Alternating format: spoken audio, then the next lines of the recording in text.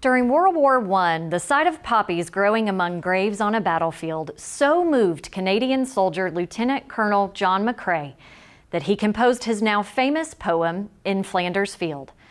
The poppy has since become a symbol of remembrance and has inspired memorial services around the world, including one here in Alabama. Melissa Bowman tells us more. Creativity comes naturally to Julianne Hansen. She's been a writer, a graphic designer, and a portrait artist. But there's something about pottery that really inspires her. So the arts in general has always been something that's really I've been very passionate about. And it wasn't until I met my husband that I started doing pottery, and I signed us up as a class, just kind of as a fun date. And the next thing you know, it just kind of stuck. So much so that Julianne opened her own business, Julianne Hansen Fine Art and Pottery in Prattville, where she creates and sells her artwork. She also offers classes because she loves helping others explore their creativity as much as she enjoys designing her own work. I love that. And I also love seeing the look on people's faces when they are able to make something that's beautiful. And it's almost like they have to have that piece convince them that they are actually a creative, artistic person. I think we need more of that. Julianne finds joy in making art, but she also finds a higher purpose. Among her many creations are ceramic poppies like this one. Not only beautiful, they also serve to remind us of those we should never forget. Julianne is the creator of the Alabama Poppy Project, an art installation honoring U.S. Armed Forces members who are no longer living. She began the project in 2020 as a way to cope with the loss of her stepson, Kyle, who served in the Air Force. It's grown so much more than I ever thought it would. It's come from me needing to get busy to deal with my stepson's death to honoring thousands and thousands of people and helping to tell their stories. These heroes are honored with a symbol of remembrance, the poppy. Members of the public can sponsor poppies and dedicate them to loved ones. Julianne initially made them all, but now must have volunteers to create over 2,000 each year. She taught me how to make a poppy, and it was a moving experience. While we're making things, we talk about the people that we're honoring, we talk about the process of how the poppies are made, why we go through the steps that we go through, and it's been a real growing opportunity for me to let that go and to realize how important it is to share that experience with other people. The poppies are displayed in a field in downtown Prattville for 1 week, beginning the Friday before Memorial Day. A solemn and reverent ceremony opens the event. For poppy sponsors, it's a fitting tribute to their loved ones.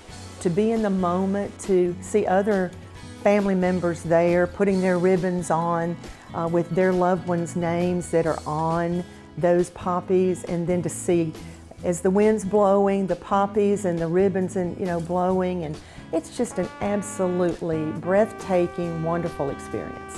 When you walk out there, especially if there's not a lot of people there, it's an awesome feeling. It kind of reminds me of the first time I saw the Vietnam Wall in Washington, D.C.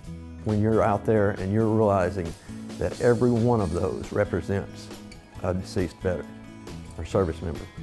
An initiative like the Alabama Poppy Project helps us realize we must never take for granted the sacrifices of those who served our country.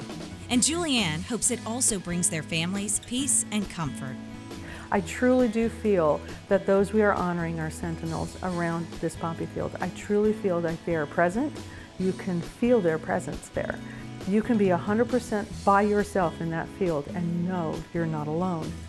For Simply Southern, I'm Melissa Bowman.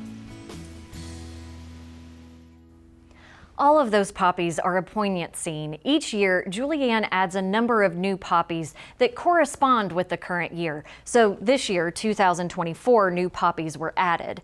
Julianne said that's to remind people that we continue to lose service members.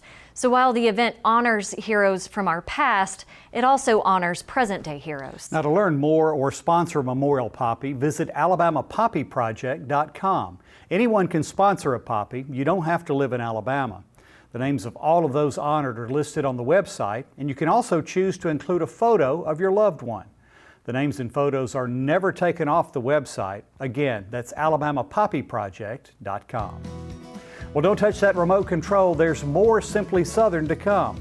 Right after this short break is our Rural Roundup of agricultural news.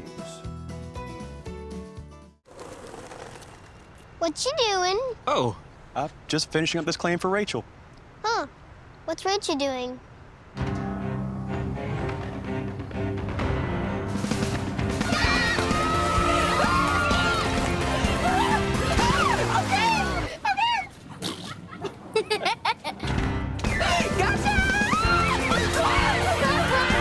You do your thing. We've got you covered.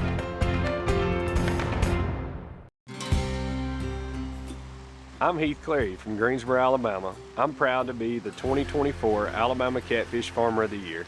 Feeding thousands of Americans is a responsibility I take very seriously. That's why looking for the Catfish Seal is so important. It guarantees the highest standards of safety and quality so you get the freshest, cleanest, and healthiest fish around.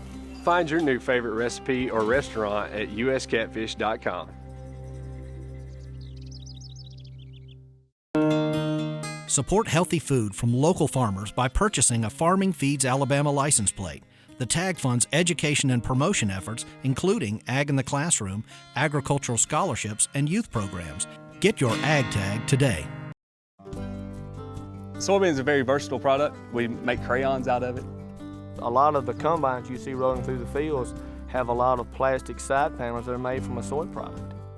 The soybeans that we grow on our farm mostly goes into chicken feed.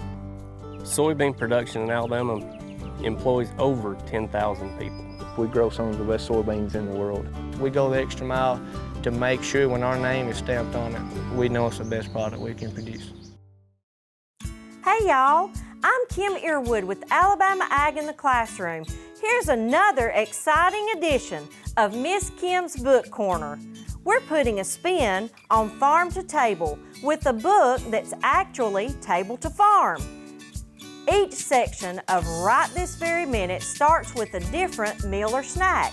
Then it breaks down all the tasks farmers have to do right this very minute to make sure all those ingredients reach your table.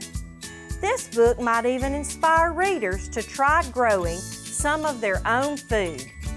Teachers can find 7 classroom activities in the Educator's Guide, which includes a fun matching game. To find more accurate ag books, go online to agfoundation.org. Miss Kim's Book Corner is brought to you by Alabama Ag in the Classroom. See you next time!